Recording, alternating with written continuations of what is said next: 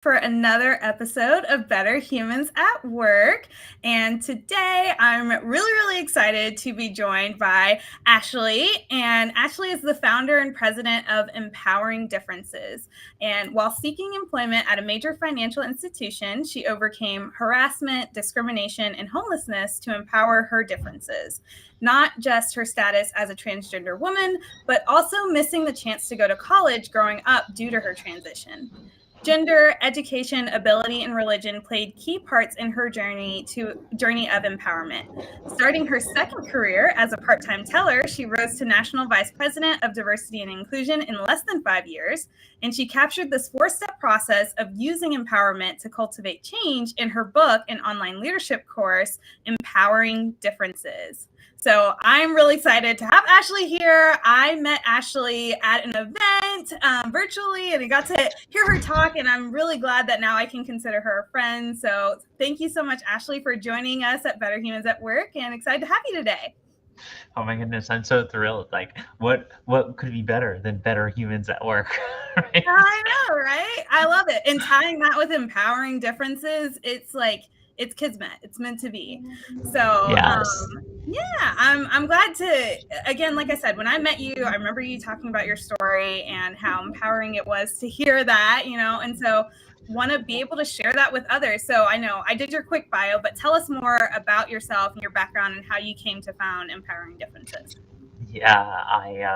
So it's like the worst thing that happens to you in your life, always typically, if you pull something positive away from it, then it won't be the worst thing that ever happened to you. And losing my job in the restaurant industry really helped me to figure out that I needed to find what was going on that was really bad in my world.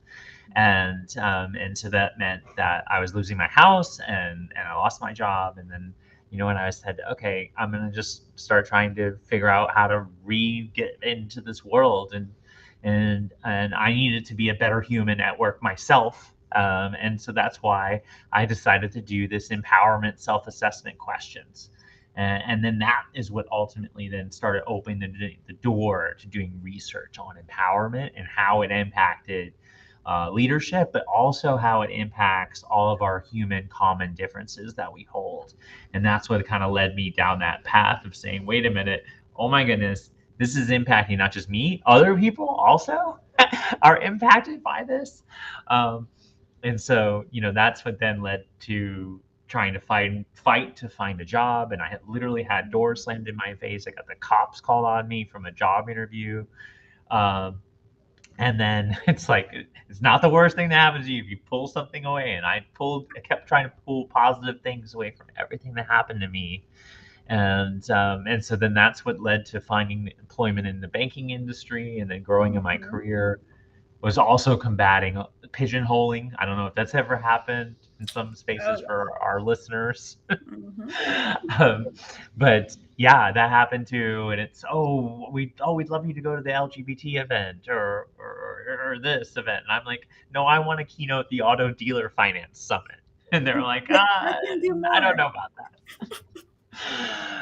So that's part of this process. And so all those things are happening to you every day. Things are happening to you that you don't have a lot of control, sometimes no control over, but yet you could still track the empowerment that is there. And so that's kind of why I did this research, and why I'm so excited to be partnering with you and Mattingly Solutions Victoria, right? And it's like so amazing to be we're great friends with you guys, so, and all of you.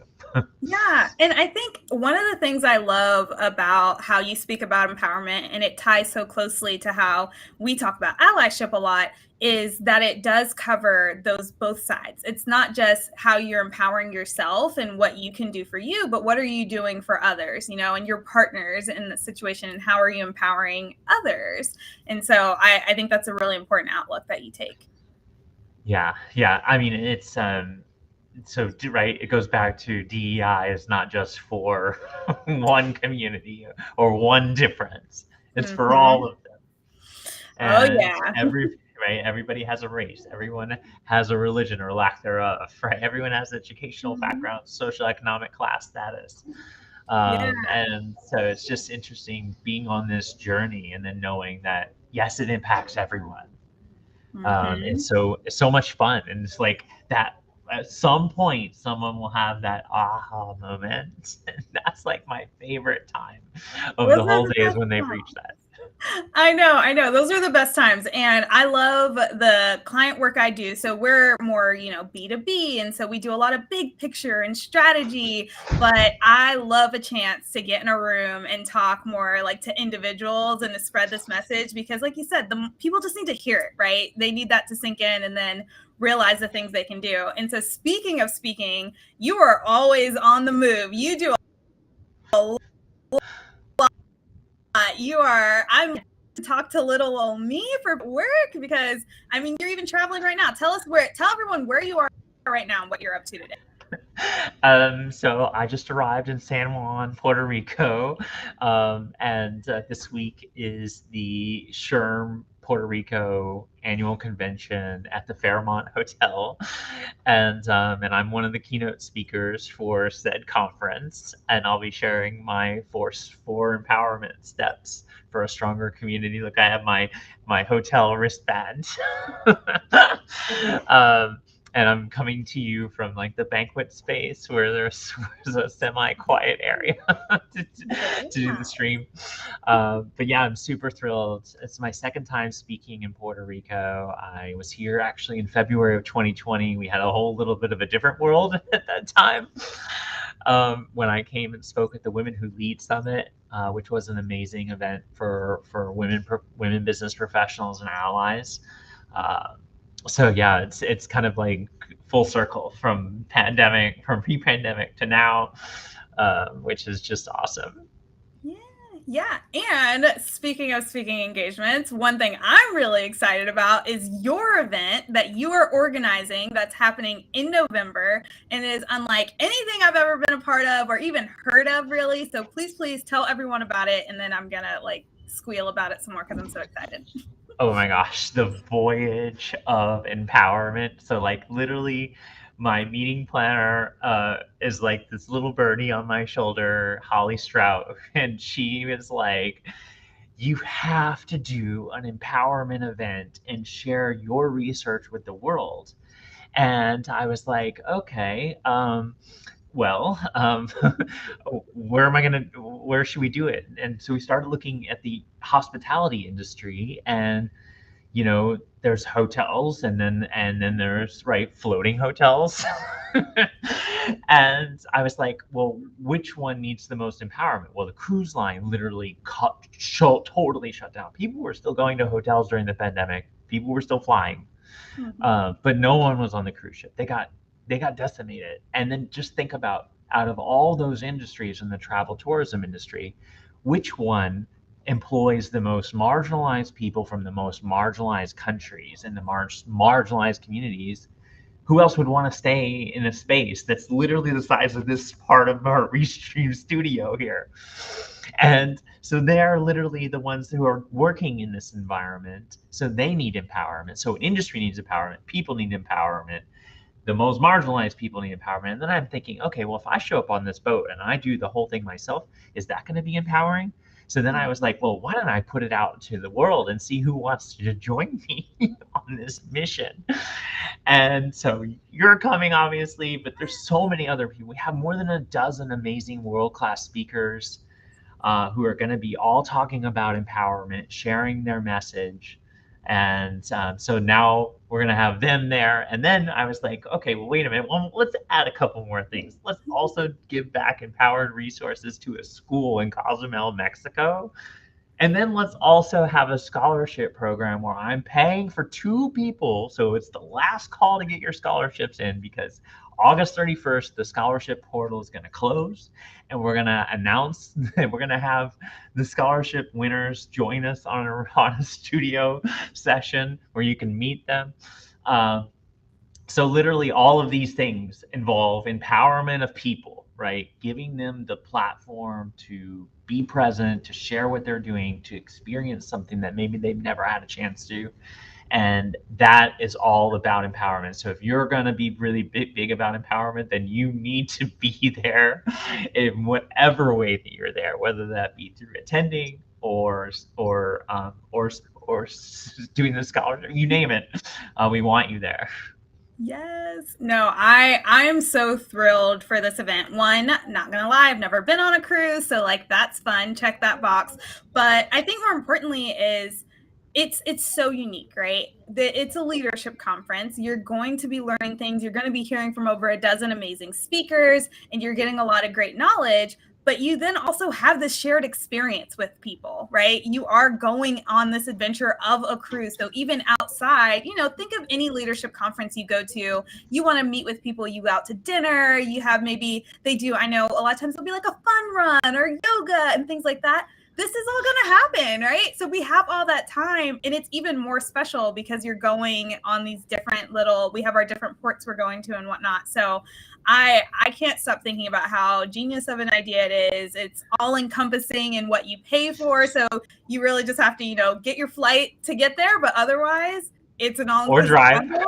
Yeah, or drive if you're close enough, right? Yep. And then you just show up, you have fun, and you have your empowerment and leadership expertise that you're going to receive. So it's a really robust plan, and kudos to you for planning something that's so impactful to the attendees. Yeah, I'll just say that there are 8 cabins left today. There are literally 8 cabins done, yes, and I'm like, there are 8 days left in the month. So I'm like literally thinking that we're gonna have a sellout for the in-person conference at the end of this month. So if you are on the fence and you've been thinking about doing it, and there's something that's holding you back, please let me know. Please send me an email. Whatever it is, contact me, DM me on social media. I check them all.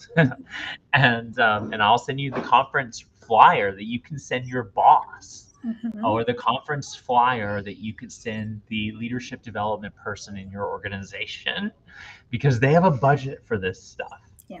It literally exists. The leadership development budget, sometimes by my research, is sometimes 4 times the amount of the D&I budget. Yep. So don't go to D&I and ask them to pay for it, because they're probably not going to pay for it. But L&D. The leadership, yeah, L&D or your manager, right, outside of that, is always wanting to invest in you, and this is a perfect opportunity to do that. So I'll send you the flyer that talks less about the cruise and more about the leadership conference. And I think that's a good call out, because I know, so we talked about how initially where you were focusing on the cruise line industry, hotel industry, and so on, but this is an event open to anyone, right? Anyone who's wanting to learn more, just like any leadership conference, and you're going to learn about a focus on empowering others, right? So anyone is welcome to attend. Yeah, and obviously, like, empowerment is for anyone in this world. Everyone wants empowerment, and then differences also apply to everyone as well. So when you take those 2 pieces together and you put them together, now you have the Voyage of Empowerment happening. Yes, love it, love it, love it. So actually, and one more thing before I ask a different question to get ready to wrap us up, to just give people a little teaser of what empowerment means to you. I know you mentioned that it's broken down into 4 different sections. I know you also you can break it down into 10 in another way. I won't give away everything, but you give us a little taste of how you talk about empowerment and what they can expect. Yeah, well, I really want everyone to connect with the app of empowerment. And no, you don't need your phone. You don't need to download any applications. You don't even need internet access for this one, okay? But the app of empowerment is moving in every single conversation, every single day. And it's a framework of your own mind in relation to authority, which is all of the things that connect to your humanistic feeling of what you're doing. And your authority is your existence in this world. It's your boss-like mentality. And then it's power. And a power is all the measurable numbers that come from inclusion analytics, right? And why the work is so important. It's the measurement of all the things. It's how much money someone's paid. It's how much time someone devotes to something. It's how many people are involved in a project or a business or an organization, a P&L statement. And then it's people. And so that's the app of empowerment. It's authority, power, and people. And those 3 things are moving in every single moment interaction with people. The app of empowerment always is happening. It's just a matter of whether or not you take the time to build in the measures. And obviously, contacting Modeling Solutions would be a good way to do that, right? To build in the measures for why you're tracking this information and why it matters. Because that's exactly one of the things we're going to talk about and dive way deep into during this empowerment conference. Yeah. Data and measurement, those are like, you speak in my love language. So all for it. So remember that authority, power, and people. Amazing, amazing. So before we get ready to wrap up today, though, I do have one more question to go in theme with our Better Humans at Work.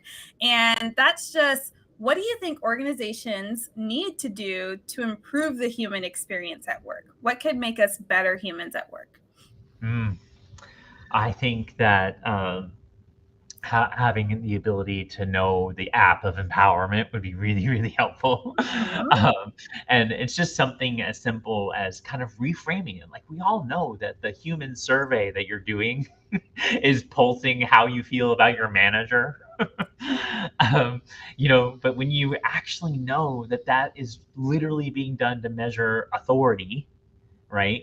And then to literally know about the power piece is always about the actual numbers, right? Your paycheck, and who's involved.